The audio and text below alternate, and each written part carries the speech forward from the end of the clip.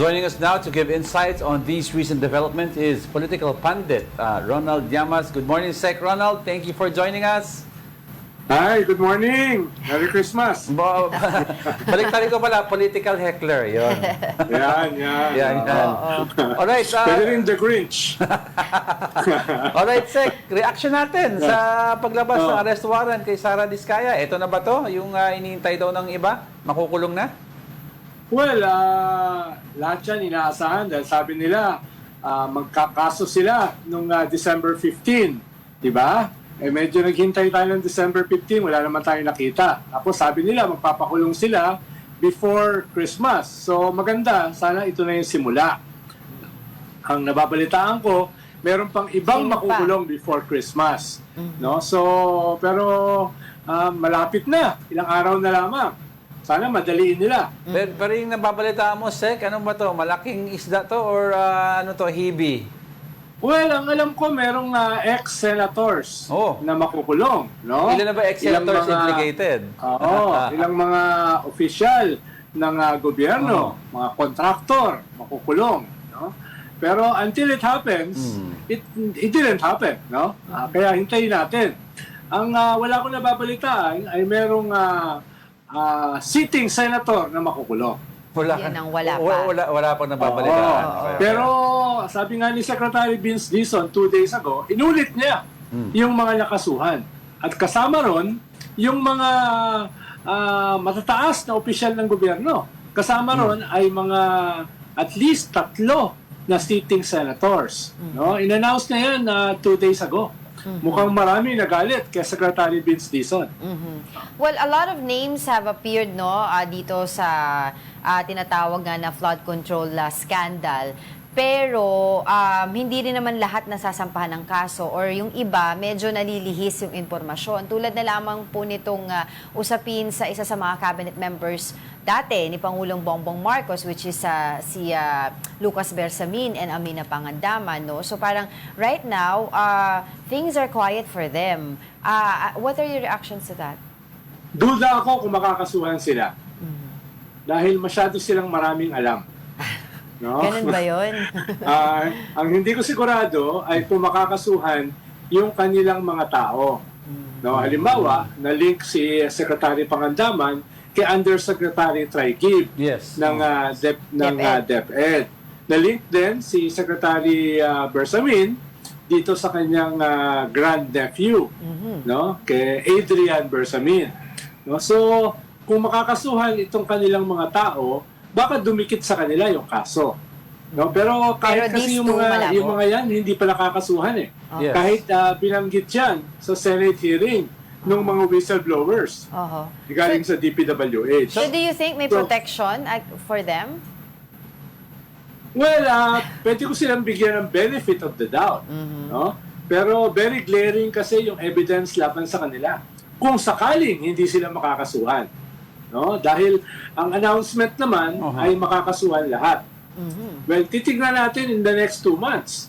Kung hindi makakasuhan, ay sasabog yan sa mukha ng gobyerno. Right. Sasabog yan sa mukha ng presidente na parang mga small fish lamang yung makakasuhan. Tsaka hindi mga kaalyado. Oo nga, Sec, yun ang tinatanong ng marami regarding kay Secretary Pangandaman et al. No? At the very least ba, ano nababalitaan mo, kung wala man direct involvement sa itong organized syndicated corruption system, did she turn a blind eye to what was happening? Alam ba niya na may nangyayari at the very least? Well, at the very least, guilty siya ng culpability. Diba? Dahil under your watch. Diba? Kaya hindi pwedeng wala siyang alam. Hindi pwede siyang wala siyang alam. Kaya at the very least, culpable siya rin. So may alam siya, tsaka if not directly involved. Pati si if not directly involved. Dahil ang lalaki ng pondo Ang lalaki ng pondo na dumadaan sa kanya papunta dito sa mga corrupt officials na ito. No? Pero yung budget secretary kasi at saka yung executive secretary, napakalapit niyan sa presidente. Exactly. No? Yan yung pinaka-importante sa kabinete. Yes. Diba? So, ano nangyayari kung mismo sila ay involved? Exactly. No? Pero si Undersecretary Bernardo, twice niyang binanggit si E.S. Bersamin. yung una niyang testimony at saka itong pinakahuli. So at the very least, kailangan investigahin niyang maigi. Pero until now, Tapos, ngayon Go pa, namatay pa ito si Cabral. yeah. Ang tingin kay Cabral, siya yung linchpin Insertion dito sa queen. sindikato, sa DPWH. Siya yung pinakamaraming alam. Sa kanya dumadaan yung mga plano na yan. No? At sabi nga ni Senate President Soto dati, na mismo yung pagpasok ng insertion sa NEP, si Cabral ay involved. Dahil si Cabral yung kumausap sa kanya. Tinatanong siya kung meron siyang gusto ipasok na 500 million dun sa NEP. No? NEP pa lang, ha? Hindi pa lang. No? NEP pa lang. So, ibig sabihin, ito si Cabral, marami itong alam. Hindi lamang sa insertions after NEP, kundi even before. No?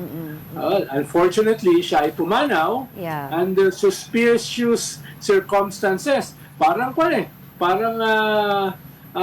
Netflix Parang miniseries. pelikula. Oo nga, this whole, Sec Ronald, parang The plot you're thickens. correct, no? In Netflix miniseries. So, ang tanong dito, since binanggit mo si the late Secretary Yusek Cabral, anong impact nito ngayon sa kaso with regards to yung iba pang kakasuhan? Well, ang hinihintay ko ay lahat ng involved ay isisi sa kanya lahat. Paano hindi na siya pwedeng sumagot? No? Parang siya na yung gamiting fall guy. Conveniently, dahil patay na siya. No? Pwedeng sabihin nila, ay wala kaming kinalaman dyan. Si Secretary Cabral yan. Yeah. Kaya mahalaga na una, balikan yung detalye, paano siya pumanaw. Marami namang CCTV dyan sa Right. gilid-gilid. Oh, sa Camp 5 Diba? yan. Sino ba yung kasama niya doon sa hotel sa Baguio? Diba? Yung mga ganong klaseng forensic investigation. Yeah. Sino huling nakakita sa kanyang buhay? Lahat ng pinirmahan niya sa DPWH, dapat i-consolidate siya. Baka masunog. Baka masunog. Alam naman natin na yung mga ebidensya na susunog. Biglang so, nasusunog. kunin na kagad lahat yan. Lahat ng pinirmahan niya. At i-check yan. Maigi. Saan napunta, sinong kumausap, etc. etc. I'm very sure, 100% sure, yung ebidensya ay nandyan sa mga papeles ni Yusek Cabral. No? Kahit pumanaw na siya. Kung yan ay mawawala pa, talagang sobra ng mini-series yan. Ika nga, No? Sec Sobra Ronald, na. speaking from beyond the grave, yung natitirang evidence. Yes, correct. No? Okay. Dahil na sabi ko, siya yung susi, siya yung linchpin, siya yung head ng planning for more than a decade. So, alam niya lahat yan, dumadaan yung bilyon-bilyon na yan. Well, she was supposed to appear, 'di ba, sa ICI ICI. investigation, pero hindi siya nagpunta and then yun nga nagpunta pala siya sa Baguio. But I want to talk about also yung BICAM na na-approve na siya recently, pero of course there will be ratification and hopefully sabi nila by 29 or 30 mapunta na kay PBBM. Do you think magkakaroon mga may i-veto dito? Si Pangulong Bongbong Marcos base doon sa mga nakikita natin na napagkasunduan sa BICAM? Well, sana. Dahil, yes, maganda dito sa BICAM ay very open na. Nakikita na natin as it happened. Diba? Pero, ang dami rin ang daming caucuses, ang daming break na hindi natin naririnig yung pinag-uusapan. Ano ba yung pinag-uusapan doon pag may break? Oo. Ano ba yung bulong-bulungan doon? Pag naka-off Sana yung pati mic. yun ay makover. No? Dahil usually, dyan maraming nangyayari. No? Ikalawa, ay katulad nga ng sinabi ni Congressman Percy Sendanya kanina, dito sa report nyo, ang dami pa ring pork na naiwan Yung unprogrammed fund na more than 240 Yes, billion That's right. na propose ng House ay nanatili. Nag-fail yung Senate, tatanggalin yan. Ang sabi ng Senate dati, tatanggalin nila lahat yan, Yes. di ba? Hindi nila natanggal. Although, marami rin dito ay naging soft pork. No? Halimbawa, yung MyFIP, Maifip. from 24 billion, naging 51 billion. AX. Yung AX, from 27 billion, naging 64 billion. Yung Tupad, from 12 billion, naging 25 billion. Diba? Yung Local Government Support Fund, from 16 billion, naging 48 billion, etc. etc. Tapos yung mga farm-to-market road, ibinigay sa DA, at yung pagpapatayo ng mga eskwelahan, binigay sa DepEd. Hindi ko alam kung kaya nilang gawin yun dahil punong-puno na rin sila ng trabaho. At Right. ang daming trabaho ng DA dahil sila yung nagdadrag sa ating economy pababa eh. Diba? Exactly. Negative eh, yung ating growth rate sa agriculture. So ang dami nilang problema. Tapos sa kanila mo pa ipapagawa itong corruption-tainted farm-to-market road. Oo. No?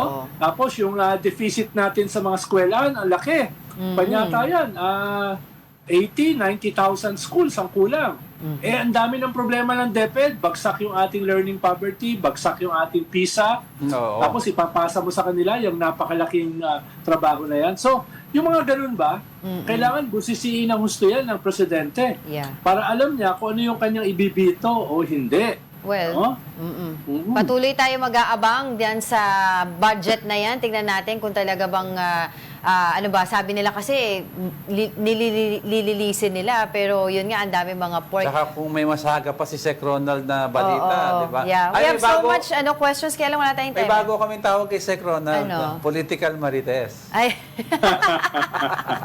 Ay, we hope hinihintay to- natin yung cabinet revamp. Yun nga din. Balita kami, Hinihintay Sec, ha? natin. Alam natin, nakaamba yan eh. Yes, oo. Well, we hope we could invite you again, no? Kasi wala na po tayong time ngayon. We have so much question. But for the meantime, maraming salamat po sa inyong insights, political pundit, Ronald Llamas. Salamat din.